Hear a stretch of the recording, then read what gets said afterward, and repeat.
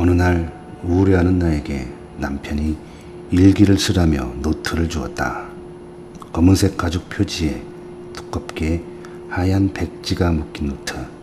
나는 일기를 쓰기 시작했다. 그러나 일기 쓰는 것을 늘 두려워했다. 왜냐하면 아무것도 아닌 걸 신기하게 묘사했기 때문이었다. 지금 생각해보면 그것은 진실을 왜곡시키는 위험한 행동이었다. 무덥던 어느 날 나는 남편을 총으로 쐈다.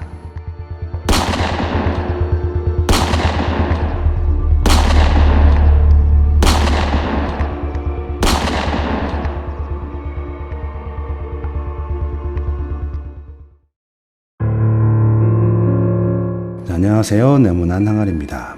이번에는 스릴러 소설 사일런트 페이션트 소개해 드립니다. 알렉스 마이클 리디스의 첫 번째 소설 사일런트 페이션트 2019년 5월 22일 해냄 출판사에서 출판하였습니다. 심리학 스릴러라는 타이틀이 붙어 있습니다. 소설의 시대적 배경은 현재고 장소적 배경은 영국 런던입니다. 작가 알렉스 마이클 리디스는 영화, 시나리오 작가이지만 과거 정신병원에서 2년 동안 근무했던 특이한 경험을 가지고 있습니다. 자, 본격적으로 소설의 이야기 속으로 들어가 보겠습니다. 자, 먼저 첫 번째 이야기를 이끌고 있는 인물, 화자, 소설의 남자 주인공 테오 파버를 소개합니다. 그는 42세의 남자로서 법의학 심리 상담가란 독특한 직업을 가지고 있었습니다. 심리학이란 다소 생소한 의학적 접근을 통해 겉모습은 멀쩡하게 보이지만 확연하게 다른 인간의 어두운 내면, 그리고 인간 관계의 양면성을 비판하는 그의 말, 생각, 회상, 발걸음을 따라 소설 속 이야기는 전개되고 있습니다. 주인공 테오 파버는 프로파일러와 유사한 듯 보이지만 상대방의 내면 심리를 더 깊숙이 이해하고 온 과거까지 파헤치는 법의학 심리 전문 상담가로서 어떤 한 여성이 너무나도 사랑했던 남편을 잔인하게 총으로 쏴 죽여야 할 수밖에 없었던 이유, 즉 그녀 혼자만이 간직하고 있는 진정한 살인 동기를 알고 싶어 합니다. 그래서 정신병원에 수감 중이던 그녀에게 접근합니다.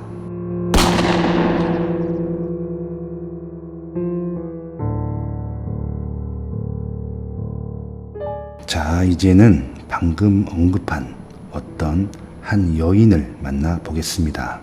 그녀의 이름은 엘리샤 베런슨. 그녀가 33살이었던 어느 날 7년 동안 별 문제 없이 자신에게 너무나 잘해주었던 남편을 발목과 손목을 의자에 묶은 후 총구를 머리로 향하고 방아쇠를 당겼습니다. 모두 5발.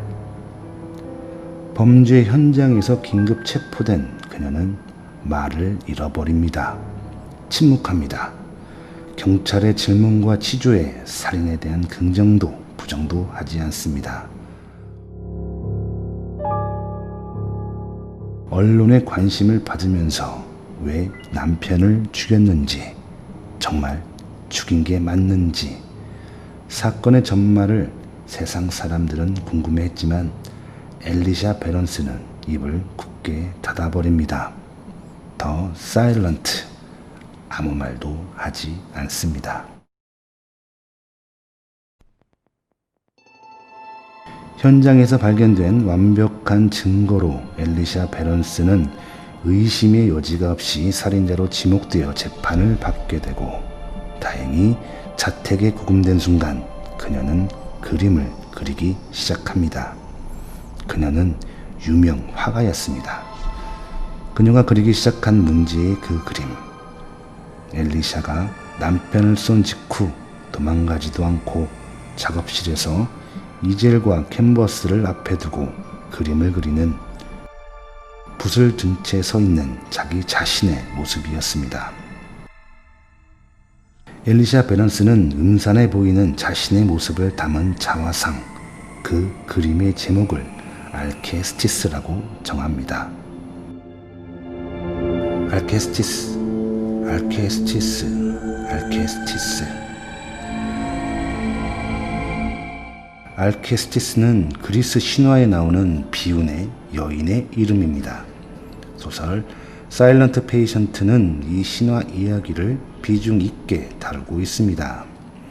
어떤 사연이 알케스티스라는 이름에 담겨 있는지 알아보겠습니다. 알케스티스의 남편 아드메토스는 태양의 신 아폴론에게 선물을 받습니다. 선물인즉슨 아드메토스가 명이 다하여 죽는 날 만약 그를 대신하여 죽을 사람이 나타난다면 다시 살 수 있도록 하겠다는 약속이었습니다.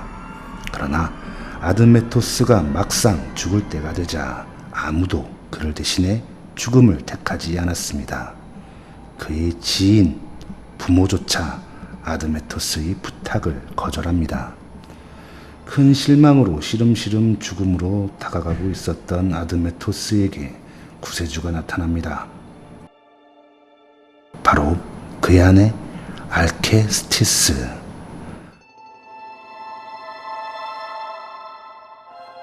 알케스티스는 대신 죽어줄 사람이 없어 슬퍼하는 남편 아드메토스를 위해 그의 소원을 들어주기로 합니다. 하나뿐인 남편을 대신해 그녀는 죽음을 택합니다. 아폴론의 약속대로 죽어가던 아드메토스는 기적처럼 살아나지만 아내의 희생에 슬픔에 빠집니다. 이 같은 안타까운 사정을 알게 된 헤라클레스는 곧장 지하 세계로 내려가 죽음의 신 타나토스와 한바탕 싸움을 하고 승리의 보상으로 알케스티스를 다시 지상으로 데려오게 됩니다. 헤라클레스의 도움으로 지옥에서 극적으로 되돌아온 알케스티스. 그러나 그녀는 말을 하지 않습니다. 남편 아드메토스가 아무리 말을 건네도 그녀는 입을 굳게 다뭅니다. 말을 잃어버렸는지 일부러 하지 않는 것인지 알 수가 없습니다. 그녀는 왜 말을 하지 않았던 것일까요?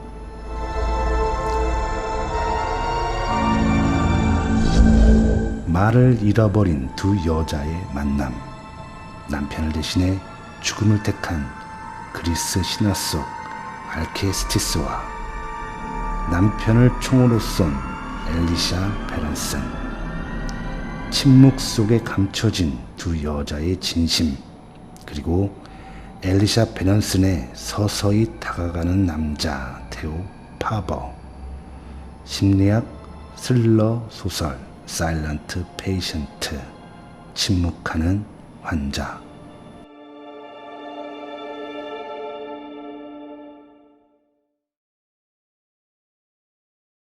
조금은 어렵고 헷갈려 하시는 분들을 위해서 명쾌하게 소설의 스토리를 언급한 책의 뒷면을 캡처해서 보여드립니다.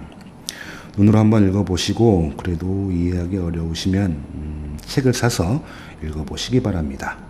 마지막으로 소설 사일런트 페이션트의 여주인공 엘리샤 베런슨의 일기 파트 2가 준비되어 있습니다. 인트로 부분의 파트 1과 마찬가지로 네모난 항아리가 엘리샤로 빙이 되어서 쓴 글입니다. 실제 소설에서 엘리샤의 일기는 진실을 파헤치는데 결정적인 역할을 합니다. 더불어 알렉스 마이클 리디스의 첫 소설 사일런트 페이션트가 독자들에게 전하고자 하는 진정한 메시지가 은유적으로 표현되어 있으니 엘리샤 베넌슨의 일기 파트 2 끝까지 집중해서 들어보시기 바랍니다.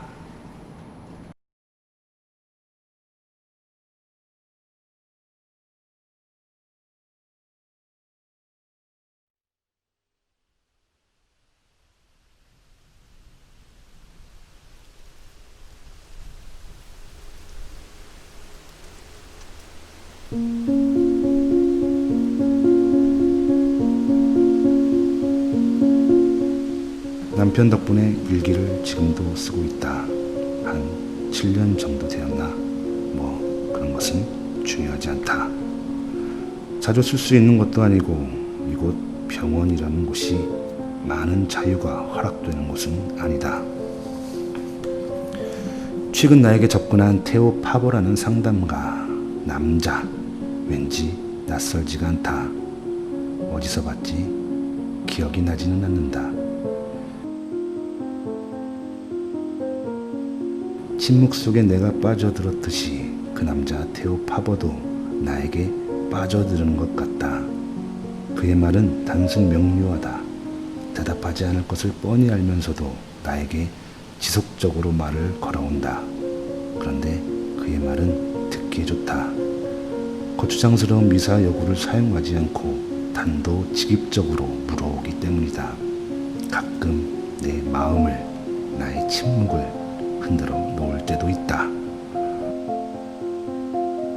어느 날 테오 파버가 내가 오래전에 쓰던 미술 도구를 가지고 병원에 왔다. 치료 차원에서 그림을 그려 보란다. 오랜만에 보는 나의 붓, 캔버스, 난 흥분되었다. 그림을 그리기 시작했다.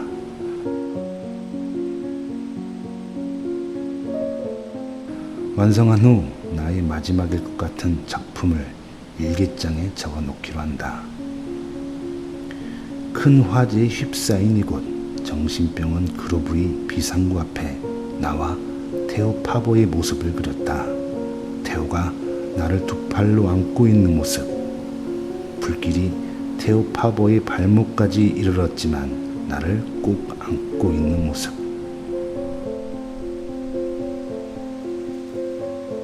그림을 그리고 나서 둘의 모습을 오랜 시간 뚫어지라 쳐다보았다. 화마에 휩싸인 그로브와 나와 테오 파보. 아마도 이 그림을 보는 사람들은 이 상황을 헷갈려 할 것이다. 테오 파보란 이름을 가진 어떤 한 남자가 나를 불길 속에서 구하는 것인지, 불길 속으로 나를 던지려고 하는 것인지, 아니면 둘 다 불구덩이 속으로 들어가고 있는 것인지, 함께 빠져나오려고 발버둥을 치고 있는 것인지 아무도 그 답을 알 수 없을 것이다. 오직 나만이 알고 있다.